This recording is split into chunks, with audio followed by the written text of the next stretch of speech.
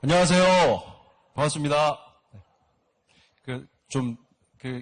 이 세미나가 계속 진행돼서 많이들 피곤하시죠? 네.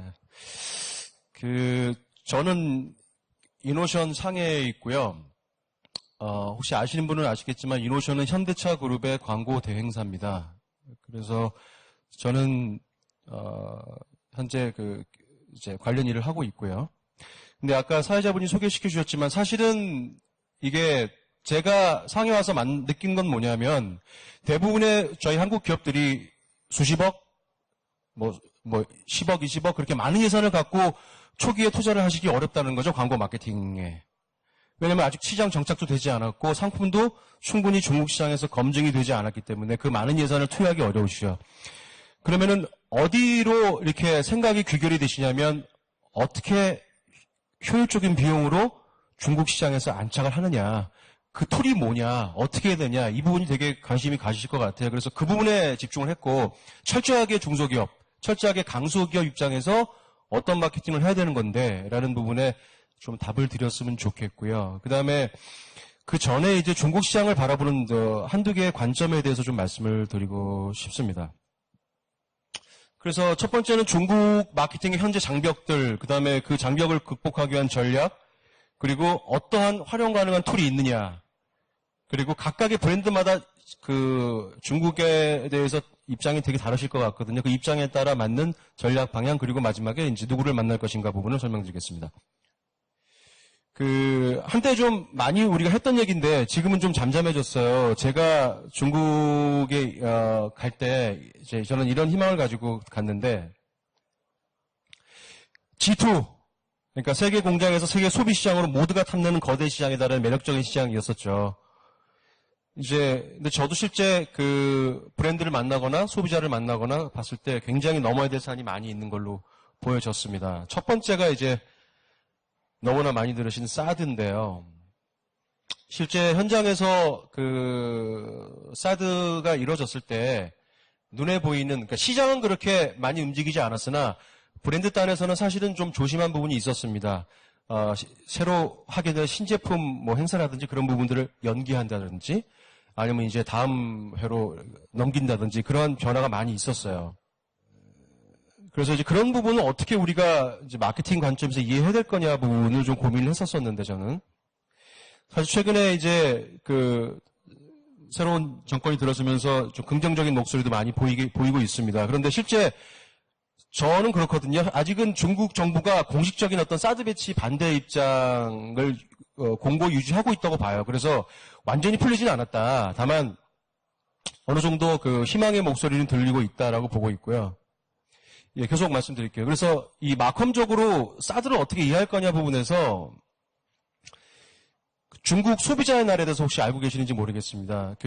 CCTV하고 중국 정부하고 같이 산업계 중에 소비자들에게 좀 거짓 제품을 팔거나 어떤 부정적인 어떤 그런 이제 영업 활동을 하는 기업들을 집중 취조해서 전화를 완전히 그 브랜드에 집중하는 날이거든요. 그래서 만약에 이제 전날에 이제 방송이 되거나 보도가 될 경우에 브랜드에 심각한 타격을 받는 그런 날입니다. 그런데 올해 3월 15일도 방송이 있었고, 다행히도 저희 한국 브랜드들은 존재하지는 않았어요. 그런데 저희가 얘기를 들었을 때 충분히 프로그램 편성할 때 한국 기업들 일부가 들어가 있었다는 얘기를 들었습니다.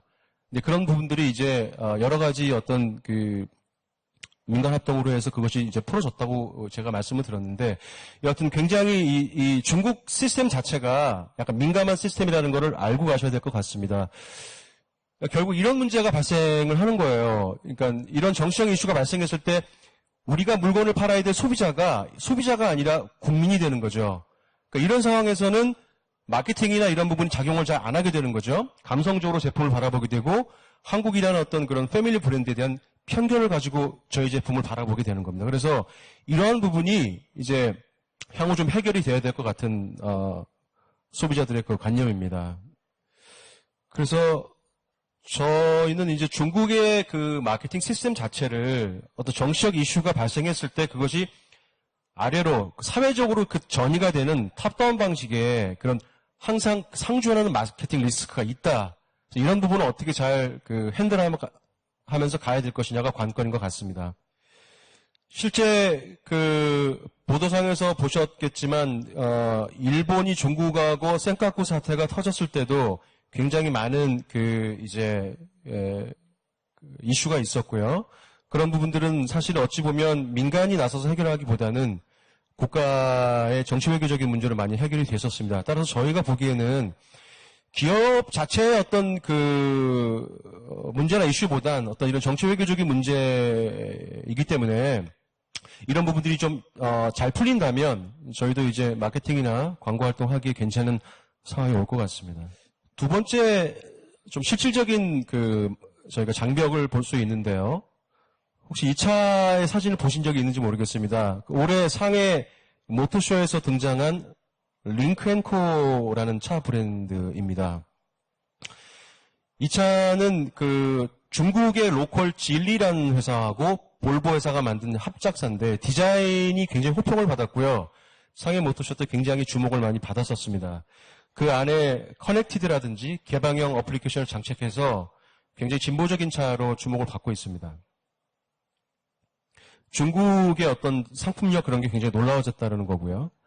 실제 어떤 기사를 봤을 때 지금으로부터 5년 후에 한국과 중국의 주요 산업군을 비교해 봤는데 가전, 철강, 석유화학, 통신, 디스플레이 이런 것들을 비교해 봤을 때 굉장히 우리 턱 밑으로 다가온다는 걸 볼 수 있습니다. 이미 가격 경쟁력은 저희를 뛰어넘는 부분이 많고요. 그다음에 품질이나 기술 이런 쪽으로는 상당히 저희 한국 기업들을 많이 위협할 것 같은 예측을 하고 있습니다.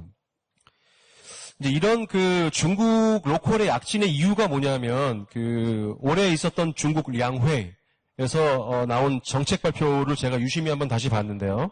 올해 중국의 전체적인 정책 발표의 기조는 원종 지우진이라고 안정 속의 성장입니다.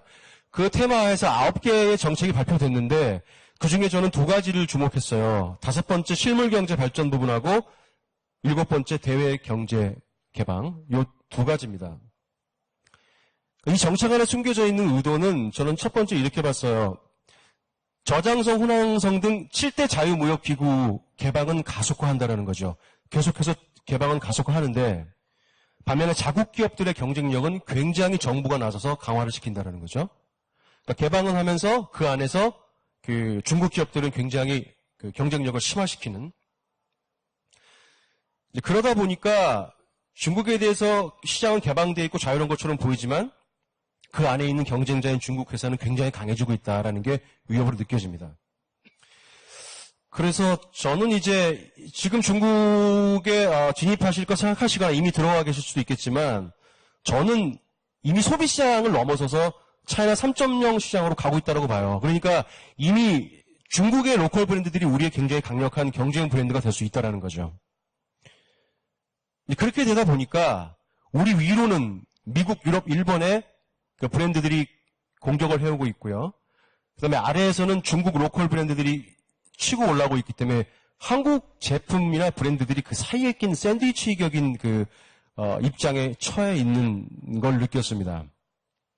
그전에는 사실은 한국 제품은 디자인이나 품질 그런 거로 승부를 해왔는데 이제 가격 경쟁력은 중국 로컬 브랜드들이 이제 갖고 오고 또 그다음에 우리 위에 있는 미국 유럽 브랜드들 같은 경우는 품질을 유지하면서도 가격을 또 치고 들어오거든요. 그렇게 돼서 상당히 저희 쪽의 제품 본위의 경쟁력에 많은 어떤 위협을 느끼고 있다라고 보여집니다. 그래서 저희가 이제 마케팅을 할 때 우리 앞에 놓여진 2가지 숙제가 있는데 한 가지 왼쪽에 보시는 싸늘한 부분은 이거는 마케팅 외적인 요인이다. 그러니까 이 기간 동안에는 우리가 브랜드를 돌아보는 시간으로 보시면 되고요. 다만 더 크게 봐야 되는 건 뭐냐면 위에서 치고 내려오고 아래에서 치고 올라오는 어떤 그런 사이에 낀 문제, 이 부분이 우리가 굉장히 극복해야 될 부분인 것 같아요. 이게 바로 우리가 마케팅 본질적인 문제이고 또 우리가 시장에서 경쟁하는 승패를 좌우하는 그런 요인이라고 생각이 듭니다. 이런 상황 속에서 저희가 어떻게 마케팅을 해야 될까 고민해 봤는데 오늘 이제 여러 이제 클래스를 통해서 많은 얘기가 나오고 저 또한 이제 굉장히 많이 듣는 얘기인데 모래 입점하라는 얘기. 그것이 굉장히 모든 중국 마케팅에서 중요한 변수처럼 다가오고 있죠. 그 다음에 어떤 특정한 날에 참가해야 되겠다는 그런 의지, 욕구, 그런 생각들을 많이 하실 것 같아요. 예, 당연히 이제 이런, 저는 타워버거 신드롬이라고 부르고 싶은데, 굉장히 규모가 큰 어떤 그런 이커머스의 매력이 있는데, 근데 드리고 싶은 말씀은 그것은 중요한 마케팅의 변수 중에 하나다라는 거죠. 그게 다는 아니라는 거죠. 우리가 마케팅에서 기본적인 포피를 얘기할 때 그것은 플레이스적인 얘기인 거라는 거죠.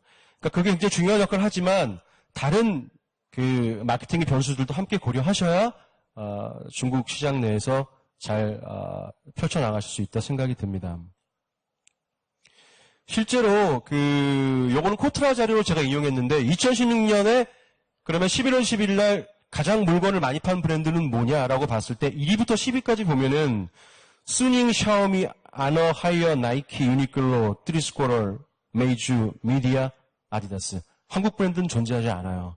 그 다음에 오른쪽에 보시는 광군제, 티몰, 화장품 판매 탑10을 보더라도 글로벌 브랜드이거나 로컬 브랜드인 거죠. 그러니까 그런 거대 메이저 이커머스에 들어가야 되는 건 지상 과제는 맞지만 쉽지는 않다. 중국의 파워풀 브랜드가 있고 또 글로벌 브랜드가 함께 존재한다는 겁니다. 그러니까 같은 글로벌 브랜드라도 희비가 엇갈리는 굉장히 어려운 시장입니다. 그럼 이런 데서 어떻게 그럼 우리가 싸워야 될지 사례를 하나 좀 갖고 왔습니다. 잘 아시는 KFC잖아요. 굉장히 성공을 했는데 이 성공한 이유는 겉으로 보시기에는 아마 이런 이유, 저 또한 이런 이유라고 생각을 했었어요. 미국 제품 상당히 좋아합니다. 중국 소비자들이.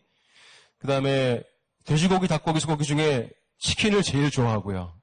그 다음에 공격적인 프랜차이즈 확대를 했는데 이제 저희가 느끼는 거는 성공한 이유는 세금이었다고 합니다. KFC 성공의 이유는 세금인데 왜냐하면 상대적인 대표 프랜차이즈 맥도날드 같은 경우는 중국 시장에서는 그리 성공하지 못했다고 보는데 그 이유가 뭐냐면 본사를 베이징에 두고 그 다음에 본사에서 모든 사업을 관할하셨어요. 그래서 여러 지역별로 나눠져 있는 본사에서 만든 이익을 모두 다 본사에서 집계해서 세금을 베이징 중앙 정부에 납부를 한 거죠. 지금 뭐냐면 중국 전체를 하나의 시장으로 보면서 각 지방의 고유함 특색을 좀 인정하지 않았다. 그래서 그 프랜차이즈가 지방을 달려갈 때 지방에서 그렇게 협조가 있지 않다라고 해요. 반대로 KFC는 상해 본사를 두고요. 각성의 이제 자회사를 만드는데 굉장히 독립적인 운영을 했습니다. 그래서 성별로 발생하는 그 수익을 모조리 다 개별성 정부에 다 제출을 한 거죠. 그러다 보니까 각 성에서 넘쳐나는 보조가 있었고 굉장히 대단한 관시와 관심과 그런 투자를 도와줬던 겁니다. 그래서 맥도날드 대비해서 KFC가 성공했다라고 해요. 그러니까 결국은 중국을 하나의 시장으로 볼 거냐 아니면 각양각색의 색깔을 갖고 있는 여러 시장으로 볼 거냐가 굉장히 중요한 마케팅의 변수가 될 거라고 생각이 듭니다. 저는 어려운 얘기이실지 모르겠지만 중국엔 지름길은 없는 것 같아요. 그래서 요약해드리면 중국 이제 진출하시고 그러실 때 KFC 사례처럼 시장을 하나로 보지 마시고 일단 잘게 쪼개서 보자라는 말씀 드리고 싶고 그 다음에 여기도 이제 역발상을 해야 됩니다. 이게 G2 시장이기 때문에 웬만한 상품력 가지고 이제 될 것이다라고 판단하기보단 이제 역발상이 필요한 거죠. 도요타도 중국에서 한참 고전을 하다가 재기에 성공했는데 그 이유는 뭐냐면 신제품을 만들고 완전히 새로운 사양을 많이 붙였지만 가격은 기존 버전보다 가격을 낮춰서 출시를 했어요. 그러니까 시장이 거의 되게 충격을 많이 먹었는데 도요타도 그렇게 전략을 피는 거죠. 그래서 시장을 뒤집을 수 있는 역발상이 필요합니다. 그리고 마지막으로는 현지화. 철저한 중국 소비자를 분석하고 그걸 기반으로 마케팅을 하셔야 될 것 같다라는 생각. 세 가지를 기억해 주시면 좋을 것 같고요. 좀 더 이제 말씀을 드려보면 이제 시장을 나누는 부분입니다. 이 중국 시장을 나누는 부분이 되게 굉장히 어려운 부분인데 다시 한번 보니까 56개 민족이 있고 23개 지방정부 성이 있지 않습니까? 그래서 이제 좀 오래된 전략인데 이 STP 마케팅 전략이라고 잘 아시죠? 이게 세그멘테이션 타겟팅 포지셔닝 전략인데 사실 이 전략이 좀 약간 좀 지나갔어요. 왜냐하면 그 디지털 시대에 소비자들이 굉장히 유형화되고 이제 통합되기 때문에 이렇게 시장을 너무 쪼개는 것들은 좀 이제 많이 안 하는, 채택을 안 하시는 전략인데 그런데 중국에서 마케팅을 하실 때는 다시 이 STP 전략을 갖고 나오셔야 됩니다. 왜냐하면 그 정도로 충분히 넓기 때문에, 광활하기 때문에. 그래서 기본적으로 중국을 나누실 때는 뭐 이렇게 나누실 수 있겠죠. 지역적으로는. 저 위에 동베이가 있고 왼쪽에 서부가 있고 남쪽에 화남이 있잖아요. 적어도 이렇게 6개의 지역 권역을 나누시고 이 중에 우리는 어디를 들어가야겠냐를 정하셔야 됩니다. 그럼 어떤 기준으로 정하냐?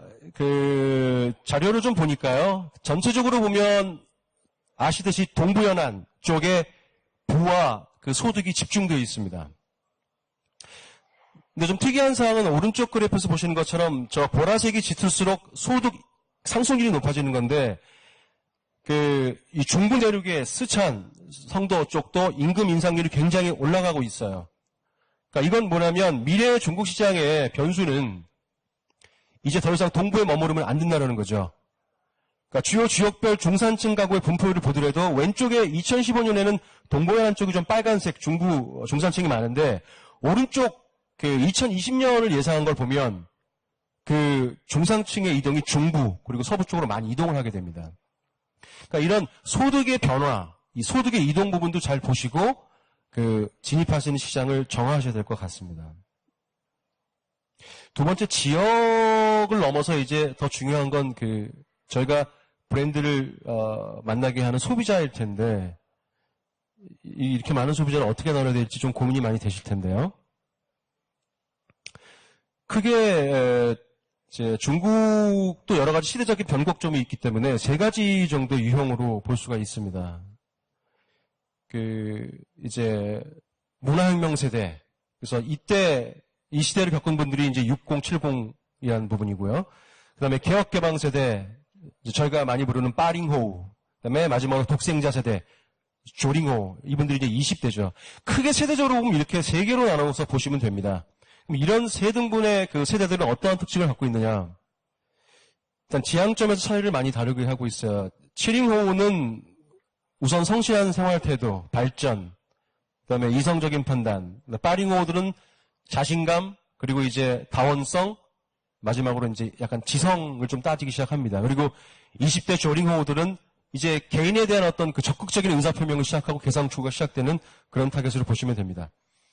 패션에서도 좀 다른 트렌드를 보이고 있고요.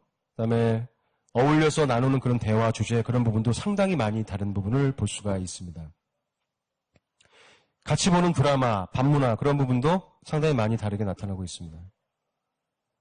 이제 참고로 그런 세대의 느낌을 아실 수 있게 제가 광고를 좀 준비해 왔는데 잠깐 광고를 보시겠습니다. 从工人流浪歌手到旭日阳刚，经历过冷眼，也面对过嘲笑。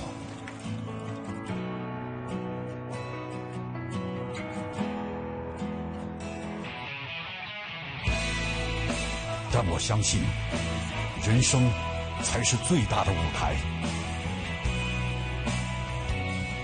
一路前行，只因为那颗永不放弃的心。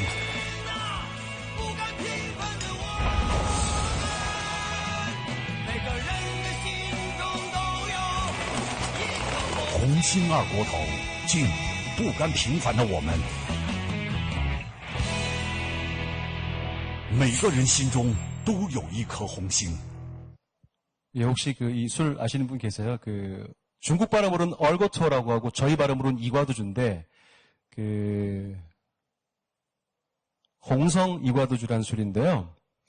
이분이 왕욱이라는 가수인데 예전에는 실제 공사판에서 일하시는 노동자였다고 합니다. 근데 오디션에 참가하면서 가수로 이제 자기 꿈을 이룬 사람인데 저 카피를 보시면 이 세대들의 좀 아픔이랄까 그런 걸 느끼실 수가 있어요. 노동자에서 길거리 가수 그리고 밴드를 결성할 때까지 주위의 차가운 시선과 비웃음을 받았지만 나는 계속 앞으로 나감으로써 성공을 했다는 그런 부분입니다. 결국은 이제 그 류링호, 추링호 40대, 50대들의 어떤 그런 이제 이 불굴의 이 도전 의지 이런 것들을 잘 알 수 있는 광고가 되겠습니다. 두 번째 빠링호를 대표할 수 있는 광고를 하나 소개시켜 드리겠습니다. 보시겠습니다. 要谈就谈自由恋爱，要说就说自由言论。我们这代人最幸运的地方就是你想追求自由，也有追求自由的能力。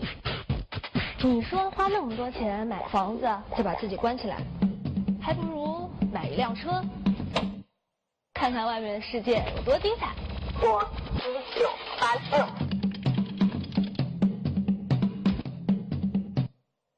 네, 잘 보셨습니까? 전혀 느낌이 다르시죠? 이제 2세대가 나오면 드디어 이제 자유 얘기가 나오고, 그 다음에 이제 자신한테 칼라 얘기가 나옵니다. 이제 여기서 주목해 볼 만한 카피는 뭐냐면, 우리 세대의 최고의 행운이 뭔 줄 알아니? 자유를 추구하지만 그 자유를 추구할 능력까지 있다라는 거야. 그러니까 지금 중국의 30대들은 자유를 추구하지만 그게 무책임한 것이 아니라 충분히 구매력을 가지고 이제, 살고 있다는 그런 얘기입니다. 그래서 그들의 어떤 개성을 좀 표현해주는 그런 광고를 보셨고요. 다음은 이제 조링호의 광고를 한번 보시겠습니다. 틀어주시죠. 他们说太粉了，太粗暴，太放肆，太浮夸，太假，太快，太呆，太娘，太 man，太完美，太狂热，太懒，太怪，太晚。 太不巧，这就是我。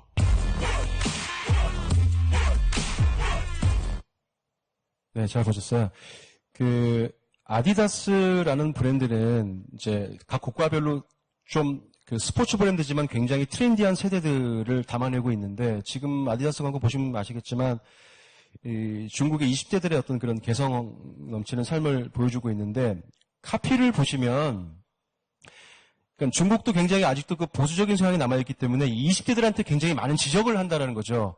남들이 자기네들한테 니네들 너무 튀어, 너무 개방적이야, 너무 마음대로 해, 너무 과장돼, 가식적이야, 막 이런 얘기를 하는 거에 대비해서 이제 20대들이 세상에 대해서 얘기를 하는 거죠. 아니다. 괜찮아. 이게 나야. 이게 바로 나의 색깔이야라는 걸 얘기를 하는 게 이제 지금 중국 20대들의 트렌드라고 보시면 될 것 같아요. 굉장히 자기 자신만의 색깔을 찾아가려고 노력하는 세대가 20대라고 보시면 되겠습니다. 특히 이제 30대와 20대 차이를 보더라도 구매력은 30대에 굉장히 몰려 있습니다. 그래서 굉장히 신용카드 소비율도 높고요. 그 다음에 창의적인 브랜드 선호율도 굉장히 높다고 보시면 되겠습니다. 또 하나 중국 소비자를 구분하는 이제 기준이 뭐냐면 소득입니다. 소득인데 이 부분도 해석을 하는 게 되게 많은데 크게 중하층, 중산층, 상위층 세 개 층이 있다고 보시면 되고 월 10,000RMB 우리나라 돈으로 170만 원 정도면 중산층이라고 보시면 돼요. 이렇게 해서 이렇게 나눠져 있는 소득의 유형들도 좀 참고하시면 좋을 것 같고요. 그래서 이제 세대별로 그렇게 7링호, 8링호, 9링호라는 이제 타겟들을 보실 필요가 있고요. 그 다음에 거기에 하나 더 소득까지 맞춰놓고 보면 사실 지금 중국 시장은 굉장히 같은 20대라도 오른쪽 세 개의 박스가 같은 20대인데 소득에 따라서 굉장히 다른 유형을 보이고 있습니다. 저 각각 개별의 다른 소비자들의 그런 니드라든지 트렌드 같은 것들을 잘 보시고 들어가셔야 될 것 같습니다. 실제 저희가 마케팅 컨설팅을 해드릴 때는 저렇게 소득하고 실제 세대적인 특징을 같이 나눠서 보고 있습니다. 예, 이렇게 해서 이제 중국 시장 바라보실 때 하나의 시장이 아닌 되게 정밀하게 쪼개고 나눠서 보면 좋다라는 말씀을 드렸고요. 그다음에 이제 간단하게 현재 쓸 수 있는 중국 내 어떤 커뮤니케이션 툴에 대해서 간단하게 좀 말씀드려볼게요. 크게 오프라인과 디지털 두 가지로 나눠서 설명드릴 수가 있습니다. 역시 한국과 마찬가지로 디지털이 굉장히 성장을 해서 이제 오프라인 매체하고 거의 대등한 어떤 위치가 됐어요. 그러나 물론 아직도 매체 접촉도를 보면 오프라인 매체의 접촉도가 더 높습니다. 여러 가지 매체별로 접촉도의 흐름인데 TV가 줄곧 있어요. 그런데 아직도 43%의 접촉도를 보이고 있고 인터넷, 그다음에 모바일은 점점 그 비중이 늘어나고 있는 걸 보실 수가 있습니다. 중국의 이제 TV 채널에 대해서 잠깐 말씀을 드리면 중국의 TV 채널은 잘 아시는 CCTV 이외에 370국의 방송국에 3,295 채널이 있습니다. 굉장히 많은데 아마 그런 고민을 하실 거예요. TV 채널에 광고를 한다는 건 굉장히 막대한 예산이 드는 것이다 라고 생각하실 건데 사실 그 부분은 맞고요. 다만 서두에 말씀드렸지만 지역을 나눠서 마케팅을 하셔야 될 때 특정 지역의 위성 TV라든지 특정 지역의 지역 TV 같은 경우는 상당히 CCTV와 다른 그 예산 구조를 갖고 있습니다. 그래서 그 특정 지역을 타겟으로 할 때는 어느 정도 예산으로 그 TV 광고 어프로치도 가능하다라는 말씀 좀 드리고 싶고요. 라디오 같은 경우도 367개, 2146개 채널이 있습니다. 특징이 뭐냐면 중국도 자동차 문화가 굉장히 발달하면서 차를 운전하면서 라디오를 시청하는 그 시청률이 굉장히 높습니다. 다만 이제 신문이나 잡지는 이 매체들의 디지털화 때문에 그 구독률이나 접촉도는 상당히 떨어지고 있다고 보시면 되겠습니다. 많이 추천드리지 않는 이제 커뮤니케이션 툴 중에 하나고요. 다만 유심히 보실 거는 5개입니다. 5개 광고. 사실은 중국은 5개 광고의 천국이라고 보셔도 돼요. 500만 개 이상 매체가 있는데 최근에 트렌드는 뭐냐면 중국의 5개 매체 중에 그 지역 밀착 매체라는 게 굉장히 많이 있습니다. 여기도 되게 다가구 다세대가 많은 근데 그 지역 내에 아파트라든지 엘리베이터 안에 굉장히 어느 정도 그 상품화가 된 매체가 굉장히 많이 있습니다. 그래서 특히 특정 도시, 특정 지역을 쪼개서 그 마케팅을 하실 때 다른 비용 매체 대비해서 5개 광고 부분은 충분히 어프로처블한 그런 매체라고 보시면 될 것 같아요. 예를 들어서 상해에 어떤 구만 좁혀서 나는 광고를 하고 싶다. 그렇게 좁혀서도 들어갈 수 있는 구조인 거죠. 이제 다음은 디지털입니다. 디지털 부분은 아까 앞에서 커버했던 부분이기 때문에 좀 넘어갈게요. 이제 인프라는 이렇게 좋다라는 거죠. 그러면 어떠한 디지털 툴이 있겠느냐인데 쉽게 말씀드리면 이렇게 말씀드리면 좋을 것 같아요. 중국 디지털 마케팅 툴이 뭐가 있을까? 그러면 이렇게 대답합니다. 한국에 있는 게 다 있다라고 보시면 됩니다. 한국에 있는 게 다 있다. 보시는 것처럼 뭐 검색 포털이라든지 메신저, 동영상 사이트, SNS 플랫폼이 다 있죠. 그런데 문제는 이제 한국에서 구축하셨던 그 디지털 플랫폼을 중국에서 쓸 수 없다라는 게 문제죠. 중국에 존재하는 그에 상응하는 어떤 디지털 툴을 선택을 하셔야 된다는 겁니다. 그래서 크게 두 가지의 대표적인 마케팅 툴이 있어요. 푸시형, 기업이 미디어를 사고 소비자에게 쏘는 푸시형이 있죠. 동영상 광고, 배너 광고, 검색 광고, 한국과 유사하게 있습니다. 그 다음에 풀 광고, 실제 소비자로부터 이제 그 반응을 일으키는 풀 광고가 있습니다. SNS, EPR, 게시판 같은 것들이 있어요. 푸시형 광고에는 뭐 동영상 광고, 매체만 다를 뿐이지 똑같은 형태의 광고가 있다고 보시면 돼요. 네이버에 동영상 광고 하듯이, 다음에 동영상 광고 하듯이 중국의 동영상 광고를 하실 수가 있어요. 그 다음에 각종 배너 광고 가능합니다. 검색 광고도 가능하죠.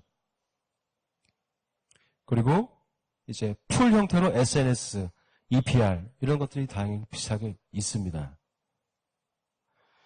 근데 제가 조금 좁혀서 말씀드리고 싶은 건 이제 그런 일반적인 광고 이외에 조금 이제 광고주분들이 많이 궁금해하시는 이제 그런 부분을 좀 좁혀서 말씀드리면 세 가지 말씀드릴게요.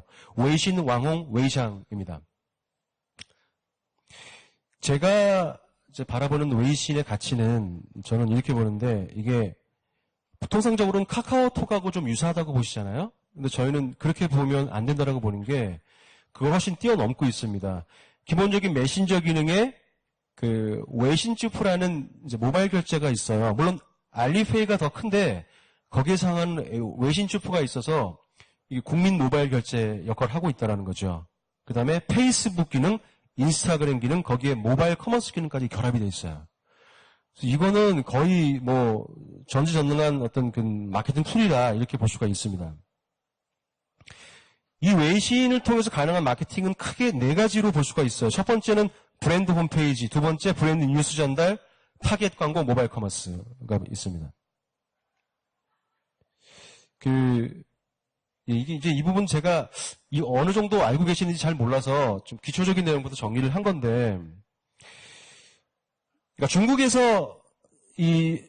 한국에서 중국으로 건너오신 이제 중국 마케팅 담당자가 오시지 않습니까? 그러면 가끔은 한국에 있는 홈페이지를 번역하시는 작업을 하죠. 그걸 중국에 시딩 하시려고 하지만 이제 그럴 필요는 없다라는 건 거죠. 왜냐하면 중국에서는 이제 PC형 홈페이지를 잘 검색을 안 하시기 때문에. 그 대신에 웨이신 꽁중하오를 개설하십니다. 지금 아디다스 사례를 이제 들었는데 웨이신에 저렇게 기업 계정을 만드시는 거예요. 구독 계정, 서비스 계정 두 가지가 있습니다. 그렇게 되면 소비자 메신저 창에 저렇게 1대1로 기업의 메시지를 띄울 수가 있어요. 아디다스 같이 저렇게 직접 서비스 계정으로는 브랜드가 다가오고 공식 계정이라고 하는 건 뭐냐면 저 안에 브랜드의 메시지가 나오게 되는 거죠. 그러면 이게 SNS 하나의 형태의 기업의 그 홈페이지 역할을 이게 할 수 있을 것이냐라는 그런 질문을 던질 수가 있습니다. 저는 가능하다고 보는 게 요즘에 웬만해서는 사람들이 기업의 역사부터 CEO 인사말부터 모든 제품의 라인업부터 이거 다 검색하지 않잖아요. 그 브랜드나 회사의 핵심적인 내용만 검색한다는 거죠. 그러면 웨이신 안에는 충분히 그러한 기업의 핵심적인 내용이 홈페이지로 깔릴 수가 있어요. 예를 들면 지금 아디다스 사례는 밑에 메뉴가 2개가 있는데 첫 번째는 요즘에 그 기업이 유심히 하고 있는 멤버십 마케팅에 대해서 알려주고 있고 그 오른쪽에 보시는 건 뭐냐면 LBS인데 지금 당신 근처에 있는 아디다스 샵은 여기가 있습니다라는 LBS 서비스를 바로 깔아주는 거죠. 그렇기 때문에 그 기업이 지금 가장 핫한 하고 싶은 마케팅을 바로 그 웨이신 그 홈페이지에 띄우실 수가 있는 거예요. 그 다음에 오른쪽 아이콘을 누르면 어떤 게 나오냐면 이런 이제 디자인된 광고라든지 프로모션이라든지 이벤트를 같이 띄울 수가 있는 겁니다. 그렇기 때문에 기업이 가장 하시고 싶은 얘기를 웨이신에 가벼운 형태로 담으실 수가 있다는 거고요. 그래서 이건 개인의 경우에 이제 개인 계정인데 저도 사실은 별도의 이제 저희 회사 웹페이지를 알려드리지 않고 저의 웨이신에 이제 이 QR코드를 갖고 왔습니다. 그래서 만약에 관심이 있으시다면 이제 회사로 들어가시는 게 아니라 저의 웨이신 계정으로 들어오시면 저희가 다시 헤어져도 중국과 한국이 연결되는 직접적인 커뮤니케이션이 가능하시는 거죠. 기업도 마찬가지인 겁니다. 기업도 웨이신에 이렇게 홈페이지를 만드시고 이런 QR코드를 만드신다면 전시회라든지 그런 걸 하시고 기업 다른 바이어들이 돌아가셨을 때 계속적인 지속적인 커뮤니케이션이 가능한 거죠. 계속 질문이 가능한 거고요. 그래서 반드시 홈페이지는 웨이신으로 만드시기를 추천드린다 부분이고요. 두 번째 웨이신으로 할 수 있는 기업 뉴스입니다. 여러 가지 커뮤니케이션 툴을 만드시죠. 15초 광고를 만드시거나 그 다음에 또는 이제 홍보 영상을 만드는데 굉장히 긴 얘기, 하고 싶은 얘기실을 또 가능하게 하실 수 있다는 거고요. 그 다음에 또 하나의 사례는 뭐냐면, 좀 더 타겟된 광고인데, 예를 들어서 이제 귀사의 광고가 이런 제품이라고 생각할 수 있잖아요. 되게 프리미엄이고, 가전인데 그냥 가전도 아니고, 굉장히 매니아적인. 그리고 내 광고를 모든 사람이 볼 필요는 없고, 정말 내 프로덕트에 관심 가는 사람만 봤으면 좋겠어. 이제 그런 니드가 있으시잖아요. 그런 마케팅 툴이 이제 웨이신 동영상 광고입니다. 그러니까 실제로 이제 저희 직원의 이 보스 광고를 제가 보스 홍보를 해드린 건 아니고요. 이게 웨이신으로 광고가 저희가 이렇게 들어갈 수가 있는 겁니다. 그러니까 그녀의 여러 가지 모바일 행태라든지 이커머스 행태라든지 여러 가지 행태를 보고 실제 타겟팅해서 그 광고가 들어갈 수 있다는 거고요. 어디까지 타겟팅이 가능하냐? 지역, 도시, 나이, 성별, 카테고리까지 타겟팅이 가능한 거죠. 굉장히 잘게 쪼개서 광고를 하실 수가 있습니다. 다음은 왕홍 부분인데요. 왕홍은 이미 잘 알고 계시기 때문에 이제 생략은 할 텐데 드리고 싶은 말씀은 왕홍이 기업화되고 있습니다. 저는 처음에 그 얘기를 듣고 좀 의아했어요. 왕홍은 자연스럽게 생기는 SNS 스타인데 왜 육성을 하지? 근데 그 이유는 이제 그런 거죠. 상품을 파는 방법이 이제 더 이상 텍스트가 아니라 영상이다 보니까 아까 말씀드린 생방송이다 보니까 그 생방송에서 출연할 말을 굉장히 잘하는 판매자가 필요한 거죠. 그게 왕홍인 거잖아요. 그러다 보니까 타오바로는 엄청난 큰 거대 메이저의 이커머스에서 계속적인 그런 왕홍의 그 육성이 필요한 겁니다. 그러다 보니까 이제 그런 왕홍들이 굉장히 많이 생겨나는 것이고 자연적인 현상에서 산업으로 진화를 하고 있습니다.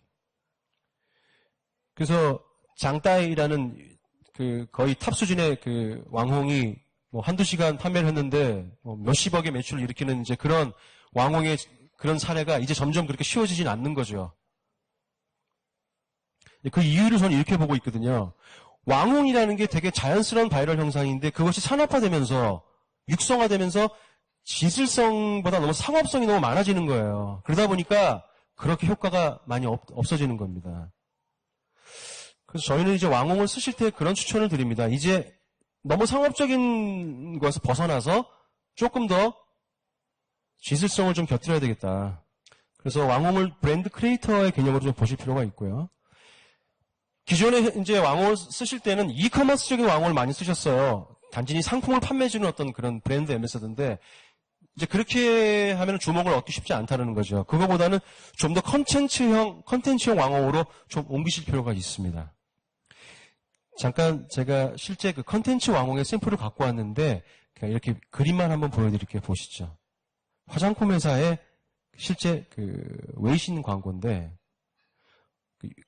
여성인데 1800년도 중국의 여성 스파이예요. 그녀가 등장하고 중국의 오래된 거리를 걸어갑니다. 그리고 그때 각 시대별로 있었던 중국의 여러 가지 얘기들이 나오게 됩니다. 지금 이 화면이 올라오는 거는 실제 모바일에서 이렇게 그림을 내리는 그 방식으로 제가 연출을 한 건데 중국의 다양한 역사 그런 것들이 나오게 되죠. 그때 당시에 건축 얘기 그리고 마지막에 주인공이 누구를 향해서 총을 빵 쏩니다. 그 총알이 날아가서 맞힌 건 누구냐면 시간을 쏜 거죠. 그러니까 그녀가 오랜 세월 동안 그렇게 미션을 했던 건 뭐냐면 시간과의 싸움이었고 시간을 죽이는 거였어요. 이게 도대체 무슨 브랜드인데 이런 얘기를 하는 거야. 네, 바이츄어링이라는 중국 로컬 넘버원 화장품 회사거든요. 그러니까 이런 식의 이야기 너무 많이 갔네요. 그래서 이제 왕홍을 쓰실 때도 어떤 이런 스토리가 있는 그런 왕홍을 쓰셔야 될 것 같고요. 잠깐 얘기가 좀 많이 지나가서 그래서 이제 그런 좀 크리에이티브한 왕홍을 쓰시길 추천드리고요. 예, 마지막으로 이제 그런 툴에 이어서 웨이샹이라는 부분도 간단하게 좀 설명을 제가 한 10분 정도 쓸 수 있습니까? 네, 죄송합니다. 이제 거의 끝났습니다. 그 웨이샹이라는 부분인데 아마 익히 들으셨던 부분인데 이제 방식은 약간 네트워크 방식, 약간 다단계 방식 비슷한 게 있어요. 근데 이제 이걸 하나 말씀드리고 싶은 건 뭐냐면 왜 웨이샹을 좀 생각해 보셔야 되냐면 우선 타워나 티몰처럼 진입장벽이 높은 그런 이커머스가 아닙니다. 그리고 진입장벽이 낮고 비용이 낮아요. 그리고 실제로 한국에만 법인이 있는 경우에도 커머스 형태의 비즈니스를 하실 수가 있습니다. 특히 또 이 웨이샹을 통해서 젊은 브랜드를 공략이 가능하세요. 왜냐하면 모바일 커머스 대부분은 20대이기 때문에 젊은 브랜드를 공략을 하신다면 좀 고려해 볼 필요가 있고 아까 말씀드렸던 것처럼 굉장히 진보적인 형태의 타겟팅된 커머스를 할 수가 있습니다. 그다음에 마지막으로 말씀드릴 거는 이제 여러 가지 여기 오신 분들의 마케팅 상황이 굉장히 다르실 텐데 어떤 식의 이런 여러 가지 툴을 쓰셔야 되는지 고민이 되시잖아요. 그래서 제가 좀 만들어 본 건 이렇게 보시면 될 것 같아요. 내 브랜드의 인지도나 선호도가 중국에서 얼마나 되느냐. 그 다음에 또 하나는 중국 내 온오프 유통 침투력이 어떻게 되느냐. 두 가지 관점을 한번 가지시고 맵을 한번 그려보시면 될 것 같습니다. 그렇게 되면 4개의 스테이터스가 나오게 돼요. 그러니까 맨 오른쪽의 스타트는 뭐냐면 브랜드 인지도도 낮고 유통 침투율이 낮은 경우죠. 아마 중국 진출하시는 부분들은 대개 이 경우에 해당이 되실 거고 위에는 이제 브랜드 인지도는 높은데 유통이 좀 어렵다는 부분은 그런 이제 웰론 스타라고 규정이 되고 맨 위에 익스펜더는 뭐냐면 인지도도 좋고 유통도 좋은 형태죠. 그런 부분들은 이제 어느 정도 이제 갈 길이 정해지신 것 같고 아래는 뭐냐면 인지도는 낮은데 유통력은 굉장히 좋아. 이런 브랜드가 있어요. 그래서 이 네 가지 상황에 맞게 어떻게 툴을 믹스하시면 되는지 제가 뒤에 써놨습니다. 그거는 참고로 한번 좀 보시면 될 것 같은데 한 가지만 설명드리면 그러면 스타터의 경우는 어떤 걸 해야 되냐. 상표 등록은 이미 얘기하셨기 때문에 제가 넘어가겠습니다. 그래도 지나치지 않은 것 같아요. 상표 등록을 맨 먼저 하시고요. 특히 이제 신제품이 나오거나 중국에서 그런 마케팅을 하실 때 테스트를 한번 해봐야 될 텐데 FGD나 이런 소비자의 조사를 하실 때 회의실에 불러놓고 하는 조사도 있지만 실제 소비자들에게 자기의 제품을 발송해서 써보게 하고 그 제품에 대한 반응을 들어볼 수 있는 그런 마케팅 툴이 있습니다. 그러니까 예를 들면 북상광, 심천 4개 도시에 내가 10,000명을 대상으로 한번 조사를 해보겠다. 1,000명을 대상으로 한번 우리 제품을 직접 써보게 하고 그 제품에 대한 반응을 나는 한번 들어보고 싶다. 그리고 나서 나는 중국 시장을 진출하겠다라는 그런 툴이 있습니다. 그래서 그렇게 실제 소비자들에게 박스 형태로 테스트하고 할 수 있는 제품이 가게 되고요. 소비자는 그것을 실제 써보고 그거에 대한 글과 반응을 이제 SNS에 올리게 되고 마지막으로 그것을 정리해서 리포트로 올려주는. 그래서 신제품 혹은 중국 시장에 진출하시기 전에 반드시 사전 마케팅 체크를 한번 해보실 필요가 있고 그럴 때 써보실 수 있는 하나의 툴이라고 생각이 듭니다. 그 스타트의 주요 전략을 이렇게 3가지로 요약을 드렸고요. 나머지에 해당되는 부분들은 한번 정리된 부분을 읽어보시면 될 것 같아요. 그래서 제가 말씀드린 여러 가지 마케팅 툴을 각 브랜드 상황에 맞게 한번 써보시면 될 것 같습니다. 그리고 이제 마지막으로는 이제 중국 진출을 하시게 되면서 여러 가지 어떤 전문사들을 많이 고민을 하실 텐데 그런 부분들은 코트라가 굉장히 중간에 좋은 역할을 하고 계셔주시고요. 저 코트라와 함께 저희가 마케팅 360이라는 어떤 이제 하나의 어떤 네트워크를 만들었습니다. 그래서 그런 네트워크를 통해서 여러분들 고민들을 좀 구석구석 도와드릴 준비를 하고 있습니다. 네. 이상이고요. 제가 좀 준비를 많이 했는데 충분히 설명을 잘 못 드려서 죄송합니다. 경청해 주셔서 감사합니다.